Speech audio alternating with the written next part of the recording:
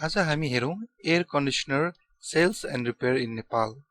अब यसमा चाहिँ छैन रहेछ, सर्च छैन रहेछ, मान्छेले यसरी चाहिँ सर्च नगर्दो रहेछ। यो भन्नुको मतलब एयर कन्डिसनर मान्छेले अनलाइनमा सर्चै नगर्ने भन्न खोजेको त होइन। हरेक भिडियोमा म केही न केही नयाँ कुरा देखाउन खोज्छु र यो भिडियोमा पनि म केही नयाँ कुरा तपाईहरुलाई देखाउँछु। र अब तपाईहरुले air conditioner sales and repair in Nepal search गर्नुभयो र यसमा सर्च आएन भनेदेखि तपाईले के गर्न सक्नुहुन्छ भने यो किवर्ड चेन्ज गर्न सक्नुहुन्छ। तपाईहरुले मोबाइलबाट हेर्दै हुनुहुन्छ, अलि सानो छ भने म अलिकति यो फन्ट ठुलो पारिदिन्छु। एयर कन्डिसनर सेल्स यति मात्र गरौँ। एन्ड इन्स्टलेसन नियर मी यसो सर्च गर्दै रहेछ। Air conditioner sales in Nepal यो किवर्ड पनि छैन रहेछ। एयर कन्डिसनर इन नेपाल अब आयो। Air conditioner price in Nepal मेरो प्रिभियस भिडियो पनि हेर्नु भएको होला। एउटा फ्यान पेज मैले र्याङ्क गरिदिएको थिएँ गुगलको टपमा, यही युट्युब च्यानलमा छ। त्यो धेरै पहिलेको हो। टाइम टु टाइम अब सर्चको डेटा पनि चेन्ज हुन सक्छ, सर्च प्याटर्नहरु पनि चेन्ज हुन सक्छ। अब यसमा त खासै चेन्ज नहोला। Air conditioner price in Nepal search गर्दै रहेछ। Air conditioner in Nepali search गर्दै रहेछ। एयर कन्डिसनर इन नेपाली भनेको अब नेपालीमा के भन्छ भन्न खोजेको होला। Air conditioner dealer in Nepal, brand, price, showroom, IG air conditioner, portable air conditioner, base air conditioner, यस्तो यस्तो किवर्डहरु छ। अब हामी एयर कन्डिसनर इन नेपालमा जाउँ। तपाईहरु डेस्कटपबाट हेर्दै हुनुहुन्छ भने देख्छ नि, यो अलि ठुलो भयो होला। अलिकति 100% मै राखौं। डेस्कटपबाट हेर्दै हुनुहुन्छ भने फेरि भैँसीको टाउको जत्रै आउँछ। मोबाइलबाट हेर्दै हुनुहुन्छ भने चाहिँ अलिकति सानो आउन सक्छ, तर मोबाइलबाट पनि ल्यान्डस्केप मोडमा राख्नु भयो भने ठिकै हुन्छ होला। एयर कन्डिसनर इन नेपाल गर्दाखेरि दराजको आएको छ, सीजी डिजिटल आएको छ, हुन्डा इलेक्ट्रोनिक्स आएको छ, ठुलो आएको छ, काचकुचो यस्तै यस्तै आएको छ। अब सर्च भोल्युम कति रहेछ एयर कन्डिसनर इन नेपालमा त्यसमा चेक गरौँ। सर्च भोल्युम चेक गर्नको लागि तपाईहरुले गुगल किवर्ड प्लानर पनि चेक गर्न सक्नुहुन्छ। तर गुगल किवर्ड प्लानर चेक गर्दाखेरि अब तपाईहरुको त्यो नचल्न सक्छ। किवर्ड प्लानर सबैले युज गर्न नमिल्ने हुन सक्छ। त्यसैले मैले यो twinword.com भन्ने वेबसाइट युज गरेको छु। एसी प्राइस इन नेपाल, हामीलाई एसी प्राइस होइन कि, हामीलाई एसी प्राइस भन्दा पनि एयर कन्डिसनर इन नेपाल यो चाहिएको छ। यसमा चाहिँ सर्च, यसमा एभरेज मन्थली सर्चेस भन्ने देखाएको छ। The average monthly searches volume of the at least 12 months of each keyword suggestion भनेर यहाँ दिएको छ। मैले किवर्ड प्लानर बढी युज गर्छु। अब तपाईहरुकोमा किवर्ड प्लानर नचल्ला कि भनेर मैले यो युज गरेको छु।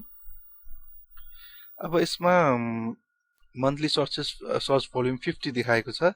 डिफिकल्टी 23, कम्पिटिसन 7, ठिकै रहेछ, सर्च रहेछ।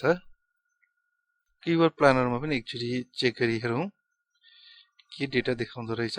लोकेसन मैले नेपाल राखेँ। किवर्ड प्लानरमा चाहिँ अलिकति बढी देखाएको छ। Air conditioner in Nepal keyword search गर्दाखेरि एभरेज मन्थली सर्चेस 100 to 1000 देखाएको छ। यसमा चाहिँ अलि बढी देखाएको छ। अब तपाईले एयर कन्डिसनर इन नेपाल भन्ने किवर्ड गुगलमा सर्च छ भनेर थाहा पाउनु भयो। अब तपाईले यही किवर्ड इन्क्लुड गरेर डोमेन नेम पनि सर्च गर्न सक्नुहुन्छ। यहाँ हेरौँ अवेलेबल छ कि छैन। एयर कन्डिसनर इन नेपाल.com यो अवेलेबल छ, एयर कन्डिसनर इन नेपाल.com।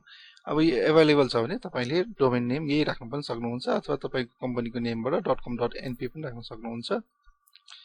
र एयर कन्डिसनरमा अरु सर्च हुने किवर्डहरु यहाँ पनि छ। यो प्राइस पनि सोध्दो रहेछ, प्राइस पनि सर्च गर्दो रहेछ। स्यामसङ एयर कन्डिसनर पनि सर्च गर्दो रहेछ। Best air conditioner in Nepal यो पनि सर्च गर्दो रहेछ। 1.5 टन एसी प्राइस यो पनि रहेछ। यसै किवर्डहरु रहेछ। अनि यसमा कुन आइरहेको छ भन्दाखेरि यहाँसम्म अघि नै हामीले हेर्यौं। दरबार मार्टको आइरहेको छ, lg.com आइरहेको छ, फेसबुक पेज पनि आइरहेको छ। यसो हेर्दाखेरि र्याङ्किङ गर्न त्यति सजिलो पनि नहोला र त्यति गाह्रो पनि नहोला, ठिकै होला र्याङ्किङ गर्नको लागि। किनभने अब दराज आइरहेको छ, दराज र सीजी digital.com.np आइरहेको छ। चलेको वेबसाइटहरु भन्दा माथि जान अलिकति गाह्रो हुन पनि सक्छ। अब तपाईले कन्टेन्ट कसरी लेख्नुहुन्छ, वेबसाइट कसरी बनाउनुहुन्छ, इमेज क्वालिटीहरु कस्तो, अब त्यो धेरै फ्याक्टरमा डिपेन्ड गर्छ। त्यो बाहेक एयर कन्डिसनर रिपेयरमा हेरौं, रिपेयर पनि सर्च गर्दो रहेछ कि रिपेयर इन काठमाडौँ नेपाल यस्तोमा पनि सर्च गर्दै रहेछ। एयर कन्डिसन तपाई रिपेयर मात्र गर्नुहुन्छ भने air conditioner repair in Kathmandu Nepal अथवा air conditioner repair in Kathmandu यति मात्र यो पनि राख्न सक्नुहुन्छ। अब यसमा air conditioner repair in Kathmandu Nepal गर्दाखेरि सुरुमा फेसबुक पेज आइरहेको छ, त्यसपछि अर्को air conditioner repair Kathmandu technician भनेर आइरहेको छ, अर्को पनि यहाँ आइरहेको छ। र यो चाहिँ नि मैले बनाइदिएको पेज थियो, मैले पहिले बनाइदिएको पेज थियो एउटा मान्छेको लागि, यहाँ हेर्न सक्नुहुन्छ। यो चाहिँ पहिले फर्स्टमा आएको थियो जस्तो लागेको थियो। अब कुन किवर्डमा त मैले ठ्याक्क बिर्सेँ, मेरो भिडियो चाहिँ छ, मेरो भिडियोमा गुगलमा नम्बर 1 र्याङ्किङ भएको भनेर राखेको थिएँ। किवर्ड त मैले ठ्याक्क बिर्सेँ। अब कुनै फरक फरक किवर्डमा फरक फरक पोजिसन पनि हुन सक्छ, अथवा कहिलेकाहीँ एउटै किवर्डमा पहिले टपमा र्याङ्किङ आएको पेज अथवा वेबसाइट पछि केही टाइम पछि त्यही किवर्डमा अब र्याङ्किङ तल झर्न पनि सक्छ। अब यो पहिला फर्स्टमा आएको किवर्डहरु यसमा अब त पछि र्याङ्किङ झरेको पनि हुन सक्छ। यहाँ हेर्न सक्नुहुन्छ facebook.com, मैले यहाँ माउस लाँदाखेरि तलपट्टि यहाँ लेफ्ट ह्यान्ड साइडमा यता तलपट्टि आउँछ facebook.com/airconditionernepal, facebook.com/airconditionernepal। यहाँ URL हेर्न सक्नुहुन्छ तपाईहरुले। फेरि एउटै हो कि होइन भनेर तपाईहरुले डाउट लाग्ला भनेर मैले यो देखाएको। र यो फेसबुक पेजमा पनि अप्टिमाइजेसनहरु गरिरहनु पर्छ। अब फेसबुक पेजमा पनि तरिका हुन्छ एउटा अप्टिमाइजेसन गर्ने, जुन पाए त्यही पोस्ट ड्याङ ड्याङ ड्याङ ड्याङ ड्याङ ड्याङ राख्दैमा त्यो माथि जाँदैन। अब त्यसको लागि सर्टेन कुराहरु हुन्छ, के कुराहरु किवर्डहरु सबै मिलाएर टक्क पोस्टहरु गर्दै गर्नुपर्छ, अनि त्यसपछि पेज पनि माथि जान्छ।